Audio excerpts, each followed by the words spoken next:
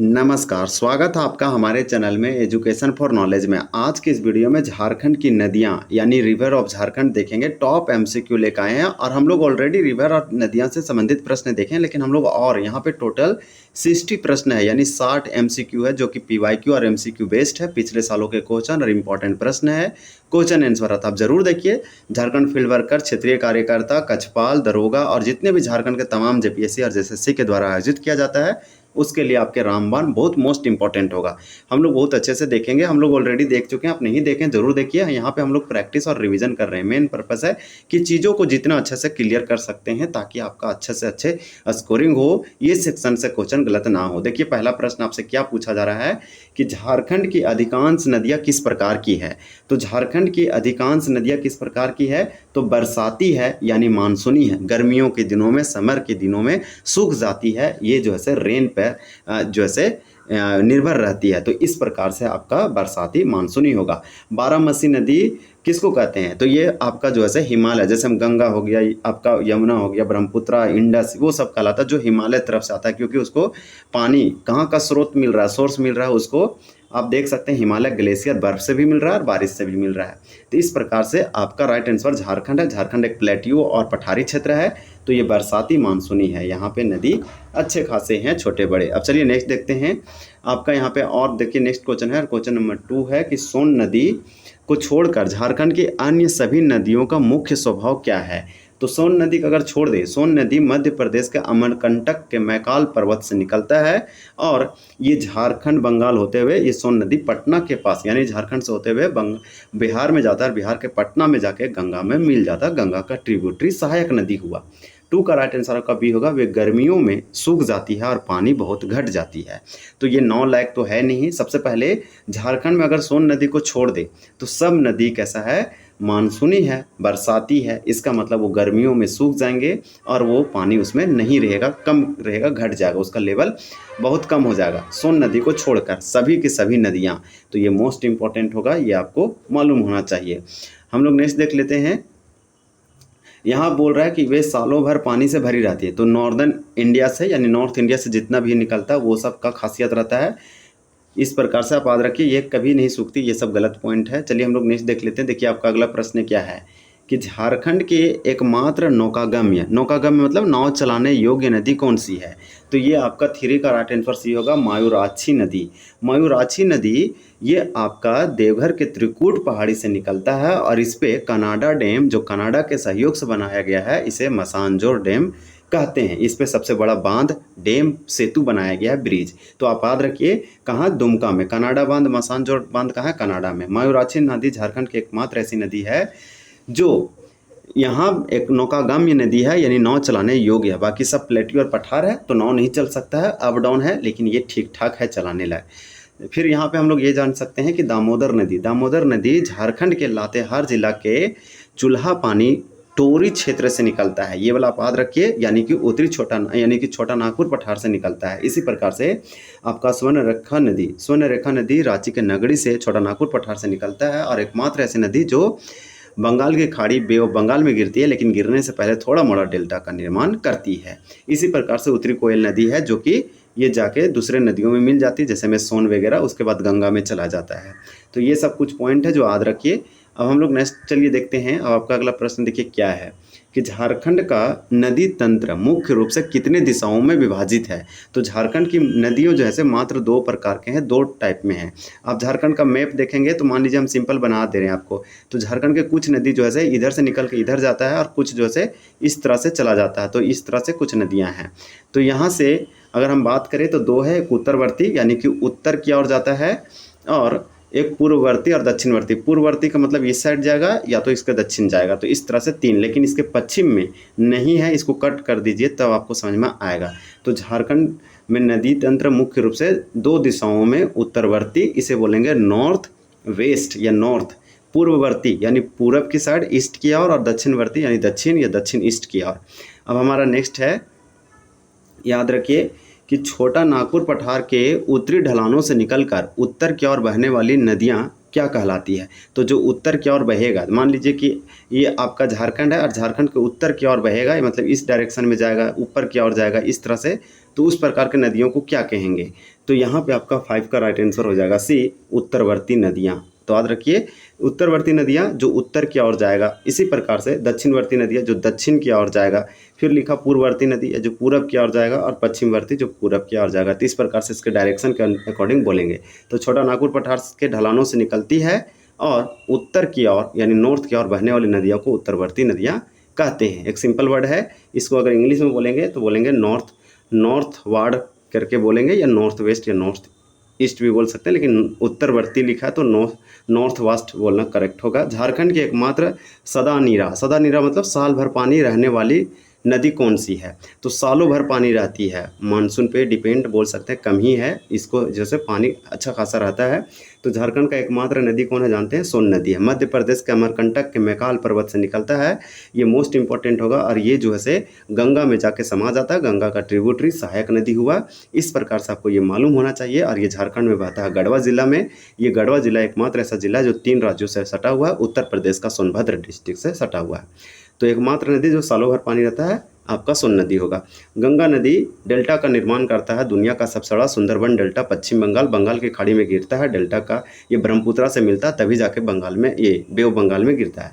ये गंगा गंगोत्री से निकलता है, 25 किलोमीटर इसका डिस्टेंस है, और गंगोत्री उत्तराखंड के हिमनद से निकलता है। दामोदर नदी जानते हैं, ये आपका झारखंड के छोटा नागपुर पठार के लातेहार के टोरी चूल्हा पानी से निकलता है। फल्गु नदी झारखंड में निकलती है, लेकिन बिहार की प्रमुख नदी है। हमारा अगला प्रश्न है, सोन नदी का उद्गम स्थल क्या है? यानी सोन नदी कहाँ से निकलता है? तो यहाँ पे 7 का राइट आंसर आपका ये होगा, अमरकंटक पहाड़ी मैकाल पर्वत। तो ये कहाँ? एमपी का मतलब मध्य प्रदेश। मोहन यादव आप जानते हैं कि सीएम है, चीफ मिनिस्टर, मुख्यमंत्री है। एमपी का कैपिटल भोपाल है। तो अमरकंटक पहाड़ी मैकाल पर्वत से सोन नदी का उद्गम होता है। रांची के पठार से आप जानते हैं कि आपका स्वर्णरेखा निकलता है। त्रिकुट पहाड़ी से स्वर्णरेखा निकलता है। टोरी क्षेत्र से आपका दामोदर निकलता है, जो झारखंड की सबसे बड़ी, सबसे लंबी और सबसे प्रदूषित नदी का टैग दिया गया है। इसी प्रकार से अभी हाल ही रिपोर्ट आया जिसमें सबसे आपका प्रदूषित स्वर्णरेखा नदी और हरमू नदी को माना गया है। देखिए, सोन नदी झारखंड के किन जिलों की सीमा को स्पर्श करते हुए बहती है? तो 8 का राइट आंसर आपका बी होगा, पलामू और गढ़वा। झारखंड के पलामू और गढ़वा ये कहाँ हैं? तो ये आप मान के चलिए कि आपका जो है इस डायरेक्शन में है। इसका मतलब यहाँ पे हो जाएगा नॉर्थ वेस्ट, यानी कि उत्तर पश्चिम दिशा में पलामू और गढ़वा को टच करते हुए निकल जाती है, सीमा का निर्माण करती है, फिर बिहार में जाके पटना के पास गंगा में समा जाती सोन नदी। तो मध्य प्रदेश से होता आता है, ये आपका मोस्ट इंपॉर्टेंट होगा। सोन नदी को प्राचीन काल में और किस नाम से जाना जाता था? तो 9 का राइट आंसर आपका यहाँ पे ए होगा, सोनभद्र और हिरण्यवाह। देखिए, सोन नदी का जैसे इसका एंशिएंट टाइम में जिक्र है, इसको आदि ग्रंथों में भी बोला जाता। तो अगर इसका ग्रंथ देखेंगे तो सोन नदी को ग्रंथों में हिरण्यवाह और सोनभद्र कहा जाता था, अलग अलग नामों से। देव नदी, देखिए दामोदर को देव नदी कहा जाता है, देवनद, सुमागधी, ये सब अलग अलग नदी है, इसके बारे में हम लोग चर्चा करेंगे। अब देखिए, कीकट किसको कहते हैं? झारखंड क्षेत्र को कीकट कहा जाता है। सोन नदी अंत में किस नदी में जाकर मिल जाती है? तो 10 का आपका यहाँ पे राइट आंसर क्या होगा? 10 का आपका सी हो जाएगा, गंगा नदी। कहाँ? पटना के पास, पटना जिला के पास, जो कि बिहार का कैपिटल है। गंगा में जाके मिल जाता है सोन नदी। मध्य प्रदेश के अमरकंटक बैकाल से निकलता है।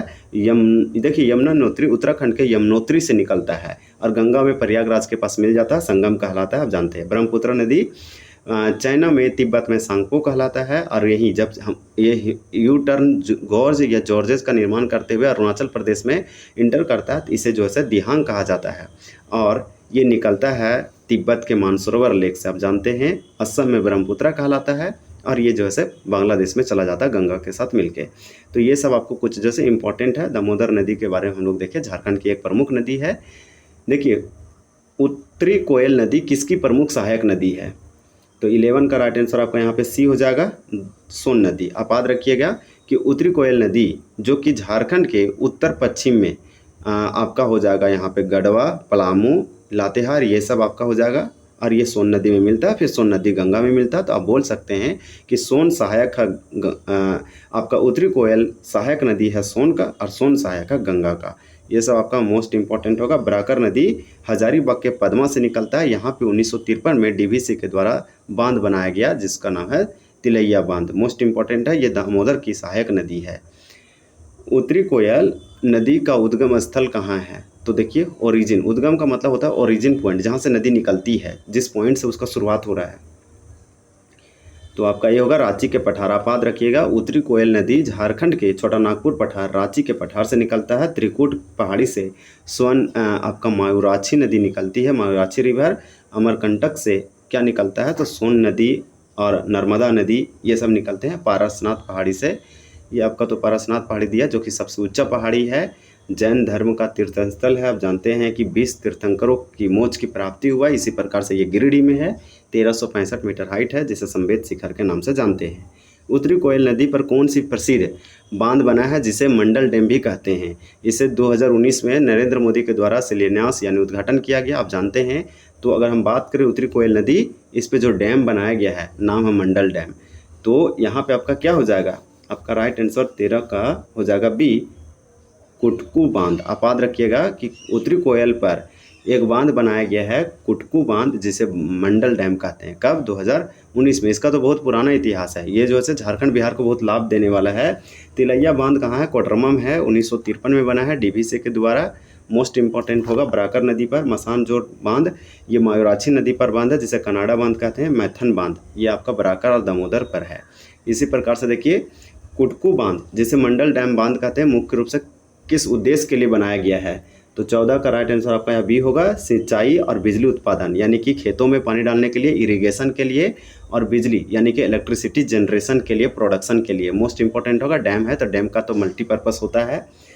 देखिए पुनपुन नदी को प्राचीन साहित्यों में किस नाम से पुकारा जाता है, तो पुनपुन नदी को साहित्य में कीकट और बमागधी और कीकट के नाम से पुनपुन नदी को कहते हैं। मोस्ट इंपॉर्टेंट होगा पुनपुन नदी, राइट आंसर आपका यहाँ पे होगा। कीकट और बमागधी के नाम से पुनपुन को कहते हैं प्राचीन ग्रंथों में। नेक्स्ट है कि प्राचीन काल में कीकट शब्द का प्रयोग मुख्य रूप से किस क्षेत्र के लिए होता था, तो कीकट झारखंड के लिए होता था। अगर यहाँ राइट आंसर आप बात करें तो आपका 16 का राइट आंसर क्या हो जाएगा, तो ए हो जाएगा। आप याद रखिएगा, मगध साम्राज्य क्षेत्र के लिए कीकट होता था और झारखंड मगध साम्राज्य में शामिल था। ये प्राचीन का बात कर रहा है, एंशिएंट का। तो चलिए हम लोग नेक्स्ट देखते हैं। अब नेक्स्ट आपका देखिए क्या है कि फल्गु नदी को प्राचीन काल में किस नाम से जाना जाता था, जिसके किनारे बोध गया स्थित है। बोध गया, ये गया जिला में है। गया जिला का नया नाम है गया जी बोलेंगे, जो कि 38 जिला है बिहार में, उसमें से एक जिला है। यहाँ पे भगवान गौतम बुद्ध सिद्धार्थ की ज्ञान की प्राप्ति हुआ था।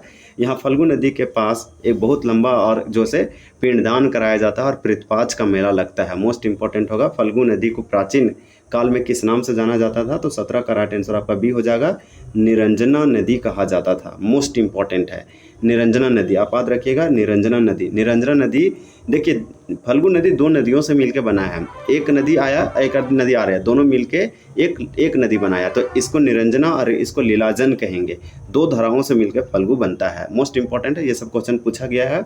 देखिए कांची नदी पर दसम वाटरफॉल है, और आपका जोन्हा जो है राडू नदी पर है, और स्वर्ण रेखा पर हुंड्रू जलप्रपात है। ये सब आपका जो है रांची में है। किस नदी के किनारे राजकुमार सिद्धार्थ को ज्ञान की प्राप्त हुआ और फिर बाद में वो गौतम बने। उनको ज्ञान प्राप्ति होने के बाद ही वो गौतम बने और भगवान गौतम बुद्ध बौद्ध धर्म का स्थापना किए। किस नदी, तो यही आपका हो जाएगा निरंजना नदी यानी फल्गु नदी।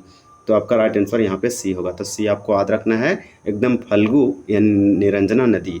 तो इस प्रकार से सिद्धार्थ इनका बचपन का नाम था, बाद में बौद्ध कहलाए, गौतम बुद्ध कहलाए, जिसे जैसे सिद्धार्थ गौतम बुद्ध या बौद्धिज्म का फाउंडर कहा जाता है। सोन नदी मध्य प्रदेश के अमरकंटक से निकला, मैकाल पर्वत से झारखंड से होते हुए बिहार के पटना के पास गंगा में समा जाता है। पुनपुन के बारे में देख चुके हैं। दामोदर आप जानते हैं कि टोरी लातेहार से निकला है। बहुत सारे आप ऑलरेडी हम बहुत सारे वीडियो में चर्चा कर चुके हैं। प्रीतपाज के दौरान पिंडदान और तर्पण के लिए झारखंड बिहार की कौन सी नदी अत्यधिक प्रसिद्ध है, तो फल्गु नदी हो जाएगा। मोस्ट इंपॉर्टेंट है। सकरी नदी के बारे में याद रखिए कि ये चतरा जिला साइड है, और सकरी नदी झारखंड की सबसे विचलित मार्ग बदलने के लिए विख्यात है। अजय नदी झारखंड में निकलता है, लेकिन ये बिहार के साइड का एक प्रमुख नदी है। चानन नदी, ये सब इंपॉर्टेंट नदी होगा। देखिए है कि फल्गु नदी को अंत सलीला क्यों कहा जाता है, तो 20 का यहाँ पे राइट आंसर आपका क्या हो जाएगा, 20 का यहाँ पे आंसर बी होगा, क्योंकि यह ज़्यादातर समय सतह के नीचे रेत में बहती है। तो सतह के नीचे रेत यानी कि सैंड है। अब रेत का मतलब सैंड हो गया, तो यह बोल रहा है कि सतह सरफेस के नीचे सैंड में बहती है ज़्यादातर, इसलिए फल्गु नदी को अंतसलिला कहा जाता है। फिर आपसे यहाँ पूछा जा रहा है और आपसे ये पूछा जा रहा है कि झारखंड की कौन सी नदी अपना मार्ग बदलने के लिए कुविख्यात है, जिसे छोटी कोसी भी कहा जाता है। कोसी नदी नेपाल से निकलते हुए आता है, बिहार के उत्तरी बिहार में बहता है और बहुत ज़्यादा फ्लड मतलब बाढ़ वगैरह लाता है, जिसे बिहार का शोक यानी कि आप बोल सकते हैं कोसी को बिहार का शोक यानी शोर व बिहार कहा जाता है। इसी प्रकार से झारखंड की एक नदी है जो मार्ग बदलती है और यहाँ पे माल जान का हानि पहुँचाता है और बहुत ज़्यादा लॉस लाइफ का और प्रॉपर्टी का होता है। तो 21 का राइट आंसर ये हो जाएगा सकरी नदी। चतरा साइड की नदी है सकरी नदी, आप याद रखिए, मोस्ट इंपॉर्टेंट होगा। बराकर नदी हजारीबाग के पदमा से निकलता है। बराकर नदी दामोदर की सबसे बड़ी सहायक नदी है। और दामोदर नदी आप जानते हैं लातेहार से निकलता है। टोरी सबसे बड़ी नदी है। देव नदी भी कहा जाता है। देखिए रामायण में सकरी नदी को किस नाम से संबोधित किया गया है, तो इसे जो है सुमागधी, तो आप सुमागधी का नाम याद रखिए। देखिए दामोदर को देव नदी कहा गया, रामायण में सकरी नदी को सुमागधी नदी कहा गया, जबकि हिरण्यवाह ये भी आपका सोनून है और अंतसलिला तो आपका यहाँ पे फल्गु नदी हो जाएगा। इसके बाद आपका अगला है कि चानन नदी। चानन नदी को पंचानन नदी कहा जाता है। क्यों? क्योंकि ये 5 धाराओं से मिल के बनता है और फिर जाके एक धारा बनता है, तो ये 5 धाराओं से मिलकर बना, इसलिए इसे पंचानन यानी चानन नदी कहेंगे, क्योंकि यह 5 धाराओं से मिलकर बनती है। तो आपका 23 का राइट आंसर यहाँ पे ए हो जाएगा, आप याद रखिएगा। अब आपका अगला प्रश्न है, और प्रश्न ये है कि झारखंड का सबसे ऊंचा जलप्रपात यानी बूढ़ाघाघ जलप्रपात किस नदी के द्वारा निर्मित होता है। तो 24 का राइट आंसर आपका ये होगा, बूढ़ा नदी। अब आपको बता देते हैं साफ साफ कि झारखंड के लातेहार यानी कि उत्तर पूरब नहीं बोलेंगे, उत्तर पश्चिम या पश्चिम साइड लातेहार जिला में झारखंड की सबसे ऊंचा हाईएस्ट वाटरफॉल झरना है, जलप्रपात है, जिसका नाम है बूढ़ाघाघ जलप्रपात, जिसे लोध जलप्रपात के नाम से भी जानते हैं। ये वहाँ पे बूढ़ा नदी पर बनाया गया है। स्वर्णरेखा नदी पर आपका जो है हुंडरू जलप्रपात है रांची में। इसी प्रकार से कांची नदी जो है 10वां वाटरफॉल है कहाँ पे, रांची में। और राडू नदी पर जोन्हा जलप्रपात है और बूढ़ा नदी पर बूढ़ाघाघ जलप्रपात, जिसे लोध जलप्रपात कहते हैं, लातेहार में। ये सारे फैक्ट याद रखिए। बूढ़ाघाघ जलप्रपात की कुल ऊंचाई लगभग कितनी है, तो यहाँ पे 25 का राइट आंसर आपका बी हो जाएगा, 143 यानी कि 143 मीटर। ये मीटर में बोल रहा है, इसलिए हम आपको बता रहे हैं 143 मीटर है। बूढ़ाघाघ जलप्रपात लातेहार में है, सबसे ऊंचा जलप्रपात है झारखंड का, और ये जो है से आपका बूढ़ा नदी पर है। अमानत नदी झारखंड के किस जिले में मुख्य रूप से बहती है, तो अमानत नदी है आपका 26 का ये हो जाएगा, चतरा। अमानत नदी चतरा की एक प्रमुख नदी है, चतरा में बहती है। अब हम लोग अगला नदी देखते हैं, मतलब अगला क्वेश्चन देखते हैं। देखिए अगला नदी से संबंधित क्वेश्चन क्या है कि कौन सी ऐसी नदी चतरा जिले की प्रसिद्ध लावालौंग वन्यजीव अभयारण्य के दक्षिण सीमा बनाती है। तो लावालौंग वन्यजीव अभयारण्य 11 वन्यजीव अभयारण्य में से एक है, और ये झारखंड की दूसरा सबसे बड़ा वाइल्ड लाइफ सेंचुरी है, वन्यजीव अभयारण्य है, चतरा में है। भेड़ियों के लिए है और भी दूसरे चीज़ों के लिए है। आपका यहाँ पे 27 का आंसर भी होगा, अमानत नदी। तो आप याद रखिएगा अमानत नदी। अब चलिए नेक्स्ट देखते हैं, सकरी नदी में हम लोग क्या देखें। सकरी नदी सबसे ज़्यादा मार्ग बदलता है इसलिए प्रसिद्ध है, और भी हम लोग सोन नदी के बारे में देख चुके हैं। देखिए झारखंड की सबसे लंबी और सबसे बड़ी नदी कौन सी है, तो आप जानते हैं 28 का आंसर भी होगा, दामोदर नदी। ये छोटा नागपुर पठार से निकलता है, लातेहार के टोरी चूल्हा पानी से झारखंड की सबसे बड़ी और सबसे लंबी और सबसे प्रदूषित और सबसे गहराई वाली नदी है। देवनद के नाम से जाना जाता है। इसी पे डीवीसी बनाया गया था, पहला आपका बहुउद्देशीय मल्टीपर्पज़ प्रोजेक्ट था 1948 में। तो इस पे कितने छोटे बड़े बांध है, तो 8 बांध है, ये भी आपके लिए इंपॉर्टेंट होगा। तो यहाँ पे याद रखिए, अगर स्वर्णरेखा नदी आपका नगड़ी रांची हो जाएगा, जो स्वतंत्र रूप से गिरता है पश्चिम बंगाल में। पश्चिम बंगाल में नहीं बोलेंगे, पश्चिम बंगाल से होते हुए चला जाता है कहाँ पे, तो बोलेंगे बंगाल के खाड़ी में, बे ऑफ बंगाल में। उत्तरी कोयल सोन की एक सहायक नदी है, बराकर जो है से दामोदर की सहायक नदी है। अब आपका नेक्स्ट अगला प्रश्न है कि दामोदर नदी का उद्गम स्थल छोटा नागपुर पठार के किस क्षेत्र से होता है, तो 29 का राइट आंसर होगा। दामोदर नदी का ओरिजिन पॉइंट छोटा नागपुर पठार है, और वो लातेहार का टोरी क्षेत्र है, चूल्हा पानी है। वहीं आपका त्रिकुट पहाड़ी मयूराक्षी नदी है, और नगड़ी रांची स्वर्णरेखा नदी है, पारसनाथ हम नहीं जानते हैं। अब आपका अगला प्रश्न है कि झारखंड की सबसे अधिक प्रदूषित नदी कौन सी है। 30 का राइट आंसर बी होगा दामोदर। झारखंड की सबसे प्रदूषित नदी की बात करें आपका दामोदर है, लेकिन फिलहाल हम लोग देखें इंडस्ट्री के कारण और दूसरे यूरेनियम और दूसरे खानों के कारण स्वर्णरेखा नंबर 1 आ रहा है और हरमू भी नंबर 1 पे आ रहा है। शंख नदी एक इम्पॉर्टेंट नदी है, दक्षिण की नदी है झारखंड की। हम लोग नेक्स्ट देख लेते हैं। और उड़ीसा की एक प्रमुख नदी है। आज़ादी से पहले भयानक बाढ़ लाने के कारण किस नदी को बंगाल का शोक यानी सोरो बंगाल कहा जाता है? बंगाल में जैसे प्रवेश करता था जान माल का हानि होता था। आपका 31 का राइट आंसर यहाँ पे सी हो जाएगा। ये दामोदर नदी और कोई नदी नहीं है। दामोदर आप जानते हैं कि सोन की सहायक नदी है। इसी प्रकार से बंगाल का यहाँ पे आपसे पूछा जा रहा है, यहाँ पे ये हम लोग बंगाल ये सोन का सहायक नहीं बोलेंगे। तो बस आप इतना याद रखिए कि आज़ादी से पहले भयानक बाढ़ लाने के कारण किस नदी को बंगाल का शोक सोरो बंगाल कहा जाता है। जिस तरह से बिहार में कोसी नदी को बिहार का शोक नदी कहा जाता है, इसी प्रकार से बंगाल का शोक कहलाता है दामोदर नदी, जो कि झारखंड की एक प्रमुख नदी है। अब हम लोग अगला देखते हैं।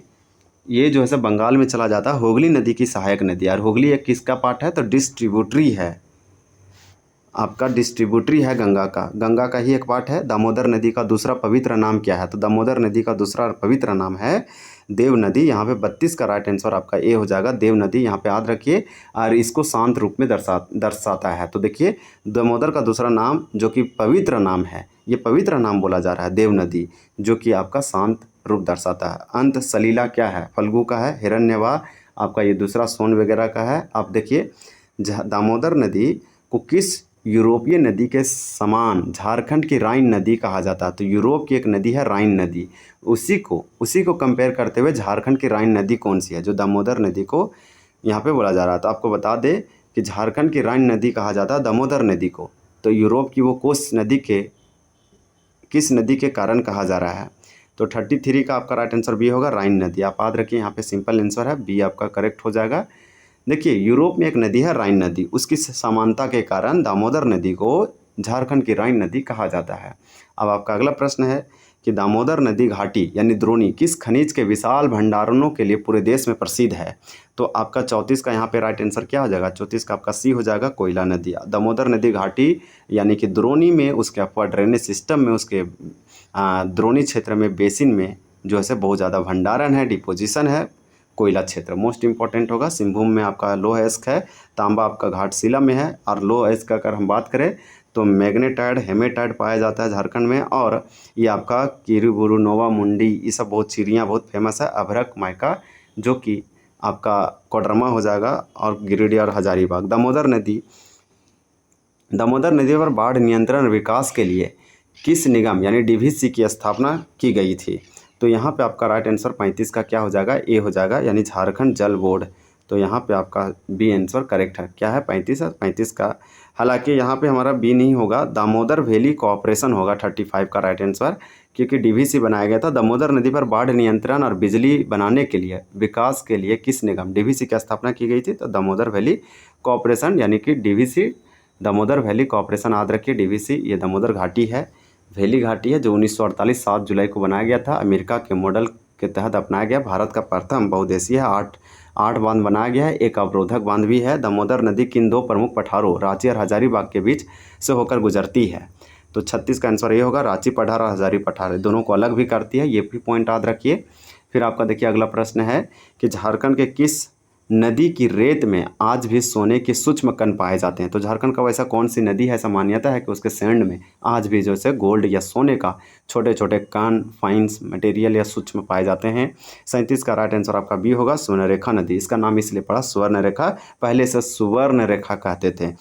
ये जो है जमशेदपुर इसी नदी के किनारे है, टिस्को इसी नदी के किनारे लगाया गया था। मोस्ट इंपॉर्टेंट होगा, झारखंड की किस नदी को जो है आज भी कहा जाता है उसके रेत में उसके कणों में सोना का अंश है? तो स्वर्णरेखा नदी है। तो स्वर्णरेखा नदी की सबसे बड़ी भौगोलिक विशेषता क्या है या क्या माना जाता है?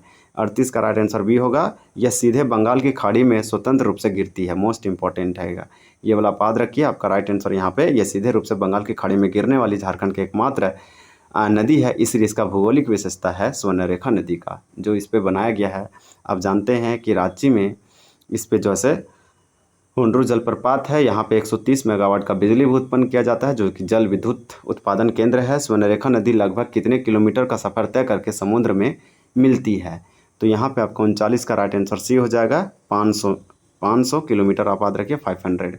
अब आपका अगला प्रश्न है और प्रश्न ये है 40 में ये है कि रांची के पास स्थित हुंडरू जलप्रपात का निर्माण कौन सी नदी करती है। तो 40 का राइट आंसर बी होगा, स्वर्णरेखा नदी। यानी कि रांची के पास हुंडरू जलप्रपात है।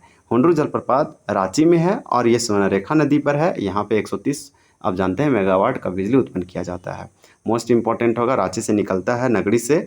स्वर्णरेखा की सहायक नदी राडू कौन सा प्रसिद्ध जलप्रपात बनाती है जिसे गौतम धारा भी कहते हैं। तो राडू जलप्रपात झरना को, वाटरफॉल को गौतम धारा कहा जाता है। ऐसा मान्यता है कि गौतम बुद्ध यहाँ आकर स्नान किए थे।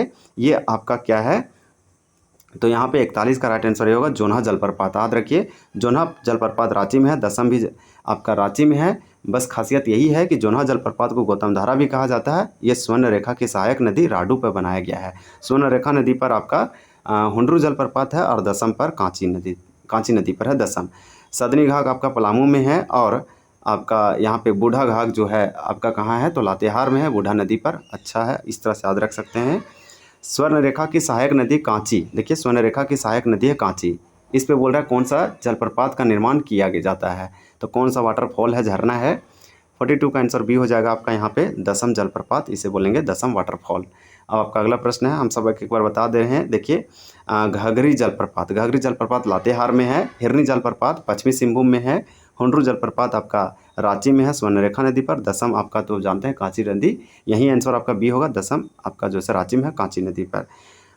मकर संक्रांति के समय स्वर्णरेखा और उसकी सहायक नदियों के संगम पर कौन सा प्रसिद्ध सांस्कृतिक मेला लगता है। तो टूसू का लगता है 14 जनवरी को। यह कुंवारी लड़कियों के द्वारा किया जाता है। मोस्ट इंपॉर्टेंट है, टूसू राजकुमारी की याद में मनाया जाता है। टूसू मेला मुख्य रूप से झारखंड के किस समुदाय का एक बड़ा सांस्कृतिक पर्व है, कल्चरल हेरिटेज है, मान सकते हैं आप।